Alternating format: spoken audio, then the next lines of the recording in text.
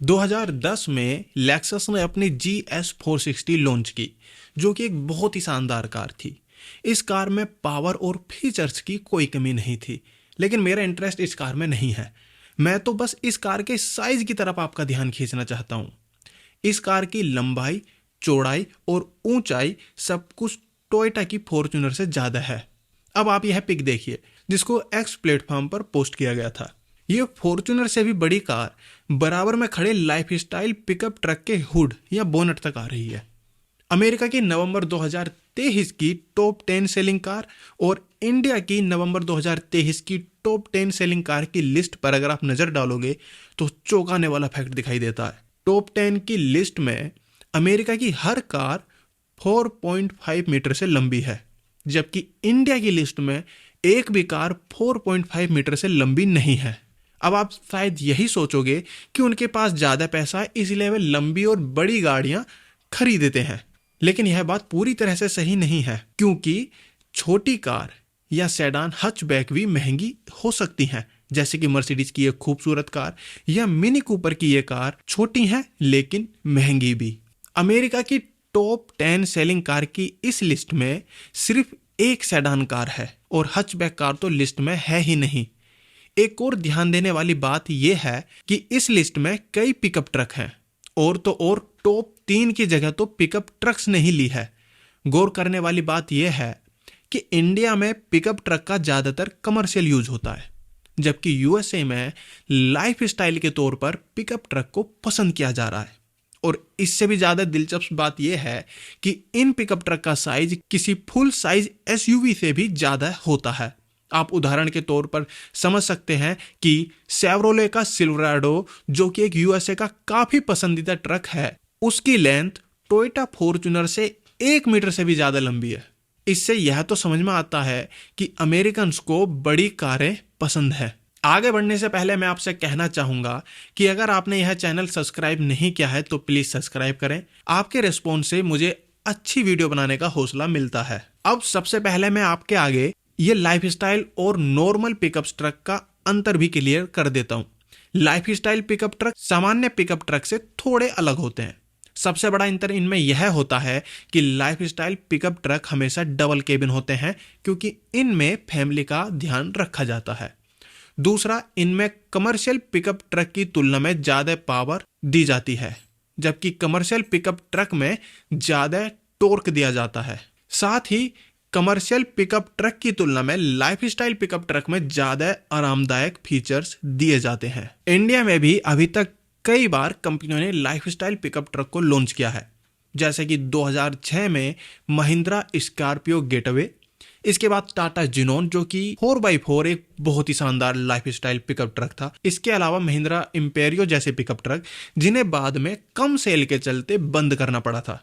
देखा जाए तो इंडिया में लोग कॉम्पैक्ट एसयूवी, खासतौर पर वो जिनका साइज 4 मीटर से भी कम है, उनको बहुत ज़्यादा खरीद रहे हैं या पसंद कर रहे हैं। फिलहाल इंडिया में लाइफस्टाइल पिकअप ट्रक की कैटेगरी में ईसुजू के पिकअप ट्रक, टोयोटा हिलेक्स और महिंद्रा के बोलेरो कैंपर ने अपनी मौजूदगी बनाई हुई है। तो हम यह समझ सकते हैं कि इंडिया में लोग छोटी और आरामदायक फैमिली कार को ज़्यादा प्रेफर करते हैं, वहीं अमेरिका में लोग बड़ी से बड़ी कार चाहते हैं, फिर चाहे उन्हें एसयूवी से हटकर लाइफस्टाइल पिकअप ट्रक ही क्यों ना लेना पड़े। तो इस वीडियो में हम यही जानेंगे कि क्या कारण है कि इंडिया में लोग बड़ी कार नहीं चाहते, चाहे वह उनके बजट में ही क्यों ना हो, और यह भी जानेंगे कि वो कौन सी बातें हैं जो अमेरिकन लोगों को बड़ी कार लेने की आज़ादी देती है। 4 मेजर पॉइंट के बेस पर हम यह सब समझेंगे। तो चलिए शुरू करते हैं।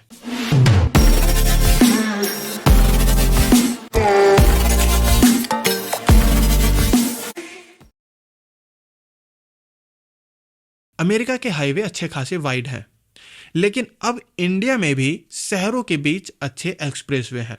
जैसे कि कुछ साल पहले ही दिल्ली से मेरठ के बीच 14 लेन का एक्सप्रेसवे बना है। ऐसे ही भारत में दिल्ली से मुंबई के बीच बन रहा एक्सप्रेसवे 8 लेन का होगा, और इनके अलावा भी पूरे भारत में चौड़े हाईवे बनने का सिलसिला जारी है। लेकिन कार सिर्फ शहरों के बीच नहीं चलती, शहर में भी आना पड़ता है, और यहीं से एक बड़ा फर्क सामने आता है। एक और जहां अमेरिका में सिटी के अंदर भी वाइड रोड होती हैं, वहीं ज्यादातर इंडिया में भी शहरों में वाइड रोड है। बस फर्क इतना होता है, जहां अमेरिका में दुकान दुकान के अंदर होती है, वहीं इंडिया में आधी दुकान दुकान से बाहर रोड पर, उसके बाद ठेला और उसके बाद गलत पार्किंग, फिर कुछ सड़क पर रखे होर्डिंग्स। तो इस वजह से शहरों के अंदर रोड काफी कंजेस्टेड हो जाती है। चौराहों पर तो हाल और भी बुरा हो जाता है, क्योंकि बस के इंतजार में खड़े लोग भी सड़कों पर ही आकर खड़े हो जाते हैं। ई रिक्शा, ऑटो और बाइकर्स कार चला रहे आदमी की चिंता को बढ़ा देते हैं। अमेरिका के रिहायशी एरिया में या कॉलोनियों में भी आराम से ड्राइव की जा सकती है। इस समय आप अमेरिका के शहर की कॉलोनी के अंदर की रोड देख रहे हैं। यह एक मिडिल क्लास कॉलोनी है जिसमें कुल 50-60 घर हैं। उसके बावजूद भी सड़कें पर्याप्त चौड़ी हैं और यहाँ बहुत ही आराम से ड्राइव किया जा सकता है। अब आप इंडिया में मिडिल क्लास कॉलोनी की रोड देखिए। इसमें कार चलाते हुए एक ही डर लगा रहता है कि सामने से कोई और कार वाला ना आ जाए, और ऐसा ही हाल आपको गांव के अंदर भी देखने को मिल जाता है। न्यूयॉर्क जैसे कुछ शहरों की बात छोड़ दें तो अमेरिका में पार्किंग की कोई प्रॉब्लम नहीं है। वहाँ उनके पास भरपूर जगह है पार्किंग के लिए। चाहे बात मार्केट की हो या ऑफिस की, उनके पास पार्किंग की कोई कमी नहीं है। वहीं इंडिया में कार पार्किंग एक बड़ी समस्या बन चुका है। पता नहीं क्यों गवर्नमेंट या प्रशासन आम लोगों की इस परेशानी पर ध्यान नहीं दे रहा है। प्रशासन को सिर्फ इस चीज से मतलब है कि रोड पर गाड़ी ना खड़ी हो, जबकि प्रशासन को भीड़ भाड़ वाली जगहों पर पार्किंग की व्यवस्था भी करनी चाहिए। अमेरिका की टॉप 10 की लिस्ट की सभी कार भारत के हिसाब से महंगी कार हैं। जैसे टोयोटा कैमरी की इंडिया में कीमत एक्स शोरूम 46 लाख रुपए है। ऐसे ही फोर्ड F-150 पिकअप ट्रक की कीमत अमेरिका में लगभग 30 लाख रुपए है। तो एक बात तो साफ है कि वह सिर्फ बड़े ही नहीं बल्कि इंडिया के हिसाब से महंगी कार भी खरीद रहे हैं। तो जानते हैं वजह। यह बात तो हम सभी जानते हैं कि अमेरिका एक अमीर देश है। वहां आदमी की एवरेज मंथली इनकम लगभग 5 लाख रुपए है। वहीं इंडिया के आदमी की एवरेज मंथली इनकम 50,000 रुपये है। तो फर्क तो रहेगा ही। अब मैं आपको कुछ मजे की बात बताता हूं। इंडिया में कार पर 28% जीएसटी लगता है। यानी कि अगर आप 10 लाख की कोई कार लेते हैं तो उस पर 2,80,000 टैक्स देना पड़ता है। लेकिन जरा रुको, कहानी सिर्फ यहीं खत्म नहीं होती। 28 के बाद 1% सेस लगता है अगर आपकी कार 4 मीटर से कम लंबी और इंजन 1200 सीसी से कम है, और अगर 4 मीटर से ज्यादा है तो 3% सेस, और यह बढ़ता चला जाता है जो कि अधिकतम 22% होता है। मान लीजिए कि हम फोर्ड F-150 इंडिया में लेते हैं जिसकी कीमत एक्स शोरूम 30 लाख रुपए है। अब उस पर टैक्स कैलकुलेट करते हैं। 28% जीएसटी यानी कि 8,40,000 जीएसटी, 22% सेस यानी कि 6,60,000 सेस, यानी कि टोटल 15 लाख रुपये। तो इस तरह से आपको फोर्ड F-150 इंडिया में लगभग 45 लाख का पड़ता है। वैसे अभी इसमें इंश्योरेंस और रजिस्ट्रेशन चार्ज, ग्रीन टैक्स नहीं ऐड किया है। अब बात करते हैं अमेरिका की। अमेरिका में स्टेट वाइज टैक्स है, किसी में ज्यादा किसी में कम, और कई स्टेट ऐसे हैं जहां पर कार खरीदने पर कोई टैक्स ही नहीं है, जैसे कि अलास्का, मोन्टाना। 8.25% सबसे हाईएस्ट कार टैक्स रेट है जो कि नेवाडा में है। अगर अमेरिका का औसत देखा जाए तो वह है 4.99%। तो इस हिसाब से अमेरिका में फोर्ड F-150 31,49,000 रुपये का पड़ता है। इंडिया में पेट्रोल जहां हमें टैक्स के बाद लगभग दुगने रेट में मिलता है, यानी कि लगभग 100 रुपये पर लीटर, वहीं अमेरिका में पेट्रोल की कीमत लगभग 70 से 75 रुपये के बीच चल रही है। और शायद इसी वजह से कार का माइलेज हमारे लिए मायने रखता है, जबकि वहीं अमेरिकन लोग 6 किलोमीटर पर लीटर एवरेज के तेल गटकने वाले पिकअप ट्रक चलाते हैं। अभी मैंने आपको अमेरिका की एक कॉलोनी दिखाई थी जो कि एक मिडिल क्लास कॉलोनी थी। इन घरों में गाड़ी खड़ी करने के लिए जगह की कोई कमी नहीं है। 1, 2 या 3 गाड़ी बहुत आराम से खड़ी की जा सकती है। अमेरिका की यह एक पुअर कॉलोनी है। आप यहाँ के मकान देखिए, इन घरों में भी घर के अंदर गैराज है और बाहर भी कार खड़ी करने के लिए पर्याप्त जगह है। अब इंडिया में पुअर कॉलोनी देखिए, जो कि गलियों में बसी है और कार का इन गलियों में आना नामुमकिन है। मकानों के अंदर तो क्या ही जगह होगी।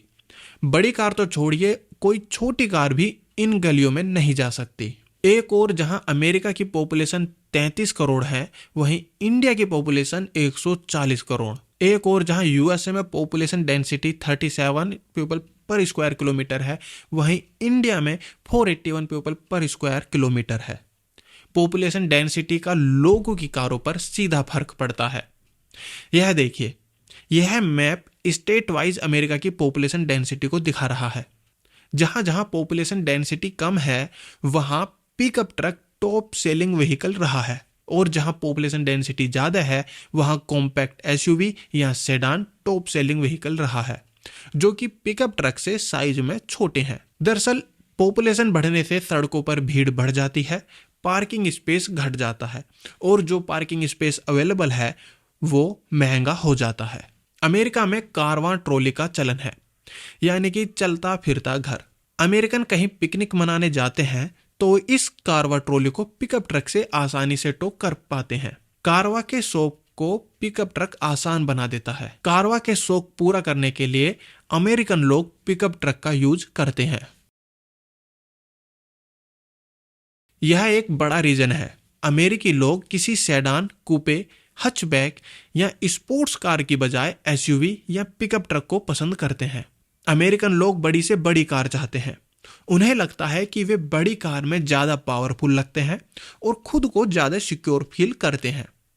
और यही वजह है कि पिकअप ट्रक का साइज सन 2000 के बाद से बढ़ता ही जा रहा है। इनके हुड की ऊंचाई किसी सामान्य आदमी के हाइट जितनी होती है। इनकी लंबाई फॉर्च्यूनर कार से भी ज्यादा लंबी है, और यह भी कहा जा सकता है कि इनका ग्राउंड क्लियरेंस जरूरत से ज्यादा है। और कई बार ऐसा भी देखा जाता है कि लोग इन पिकअप ट्रक का ग्राउंड क्लियरेंस और भी ऊंचा करवाते हैं। तो इस तरह से हम समझ सकते हैं कि इंडिया का शहरी इंफ्रास्ट्रक्चर हमें अमेरिकन कार जैसी ओवरसाइज गाड़ियों को चलाने की इजाजत नहीं देता है। इंडिया की पॉपुलेशन डेंसिटी के हिसाब से मुझे लगता है कि हमें छोटी कार को ही प्रेफर करना चाहिए, क्योंकि हम पार्किंग की समस्या का भी सामना कर रहे हैं। तो ये जानकारी कैसी लगी आपको कमेंट करके जरूर बताएं और अपने विचार जरूर व्यक्त करें। साथ ही आपको कौन सा लाइफस्टाइल पिकअप ट्रक सबसे ज्यादा पसंद है, कमेंट करके जरूर बताएं। मिलते हैं अगली वीडियो में, तब तक के लिए गुड बाय।